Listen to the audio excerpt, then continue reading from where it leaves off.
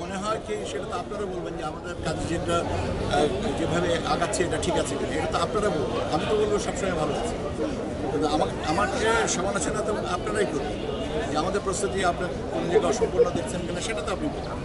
আমি তো আমার বলাকে নিজের তো কখনো টক বলে সেটা আমরা বলবো স্যার, এখন শুরু হয়েছে আপনাদের আমাদের দিক থেকে যে প্রস্তুতি যেটা ছিল সেটা এখনো পর্যন্ত স্যাটিসফ্যাক্টরি, এবং আমরা মনে করি যে এটার অভিজ্ঞতাটা আমরা স্কেল আপ করতে পারবো পার্লামেন্ট ইলেকশন গণভোটের।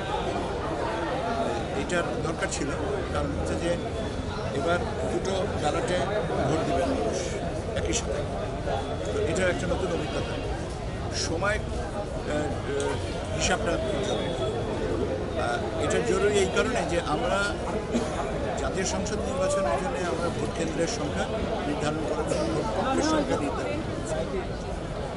যেহেতু গণভোটের ব্যালটটা সংযোজিত হয়েছে, এটার সাথে আমাদের ভোট কেন্দ্রের সংখ্যা বাড়বে কিনা নাম্বার ওয়ান।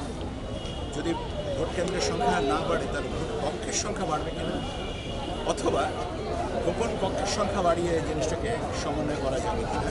এই ম্যানেজমেন্টের জন্য আমাদের টাইম ক্যালকুলেশনটা খুব জরুরি। সেটার প্রেক্ষাপটে এই রিহার্সালটা বা যে অ্যারেঞ্জমেন্টটা করা হয়েছে এর জন্য একটা ডিসিশন লার্নিং প্ল্যাটফর্ম। আমরা এটার থেকে যে অভিজ্ঞতাটা নিই সেটা নিয়ে আমরা আপনি যদি বলেন যে সমন্বয়টা কালকে করবেন কেন না, এটা যেন সময় দিতে হবে, আগে পিছিয়ে চিন্তা করে ব্যবস্থাটা করা।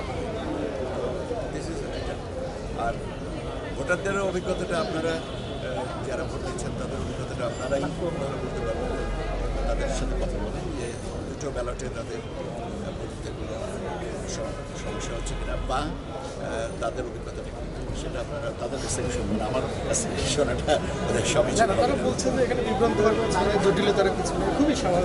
তাহলে তো আমি বলবো যে we have achieve the first goal. We have achieve the first গোল, যে দুটো ভিন্ন কালারের ব্যালট দিয়ে তাদেরকে তাদের সচেতনতা এবং তাদের অবস্থানটাকে যেভাবে আমরা চিন্তা করেছি সেটাকে পারফেক্টলি ম্যাচিং আপনার